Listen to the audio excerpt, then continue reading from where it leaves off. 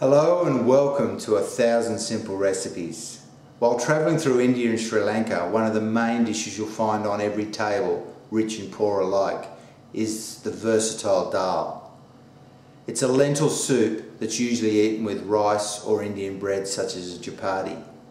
It's a meal that I've played around with for a long time, and there are many versions. This is just one that's quick, easy and very tasty, so here it is.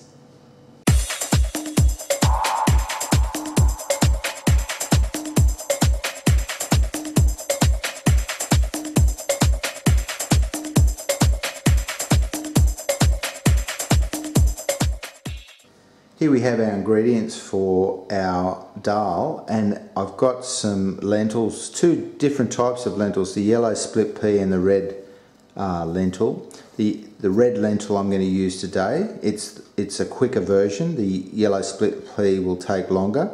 I've got some ground coriander, some fresh coriander, some salt, turmeric, cumin seed, black mustard seed and fenugreek, and I've got a tomato, a knob of ginger, a couple of chilies and some garlic. As always, the ingredients and the recipes in the description box below. So the first thing you need to do is make sure you've washed your lentils. Now if you're using, doesn't matter which lentils you're using, you should wash them. And what I've got is about a cup of lentils here to 3 cups of water. Now you could use stock and that would give it extra flavour. I've just got water here and I'm just going to add my ½ teaspoon of turmeric and put it on a high heat, and then once it comes to a boil we'll let it simmer, cover it and let it simmer for about ½ an hour to 3/4 of an hour. So now that it's come up to a boil you can really smell the turmeric really well now, and I'm just going to turn the heat down and cover it and cook it for about 45 minutes. We're now making the spice mixture or masala in a separate pan, and I've got some whole cumin seeds here which I've just got a couple of tablespoons of hot oil. You could use ghee, which is what's used in India. I've just got some grapeseed oil there, but you could use olive oil or any type of oil. I'm just going to throw ½ teaspoon of black mustard seeds and they'll start to pop. And then I'll throw in some fenugreek seed, and I'll just throw in about 6 or 7 curry leaves, and you could use dried curry leaves. I've just got a curry leaf plant growing in the garden. But now that we've got that, we'll throw in a 1.5 tablespoons of ground coriander and quickly give that a quick fry.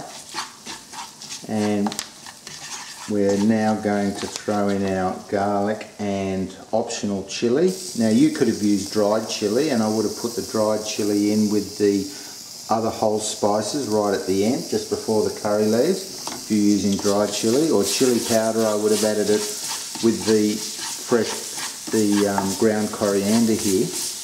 And I'm just going to add some ginger, our finely chopped ginger. There's about 1 tablespoon of that in there, and some salt, about 1 teaspoon of salt.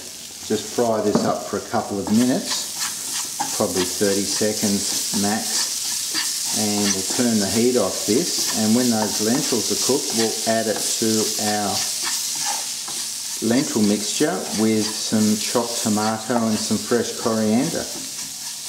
So here we are. This has been on for 30 minutes exactly, and I'm just going to check the see whether they're cooked and just squeeze the lentils on the thing, and that's just squeezed right down. It's not hard in the middle, so it's nice and soft. We know they're cooked. So I'm just going to add those spices that we fried up first, and I'll just throw those in and mix them around, and then we'll add our tomatoes, one tomato that I've finely diced.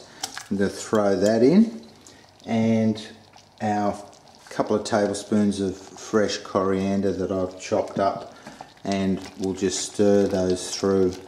I'm just going to check this for salt and see if it needs any. Possibly another good pinch, and that should do us. So here we have our beautiful Indian Dhal with some wonderful basmati rice. Now you could cook and have this with a Indian chapati, and so check that link out in this video. I'm just going to try some of this dal.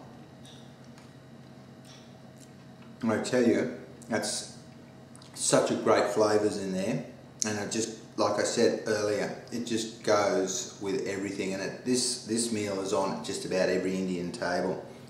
So if you want to know more about these great recipes, subscribe to my channel, and I'll see you next time on 1000 Simple Recipes.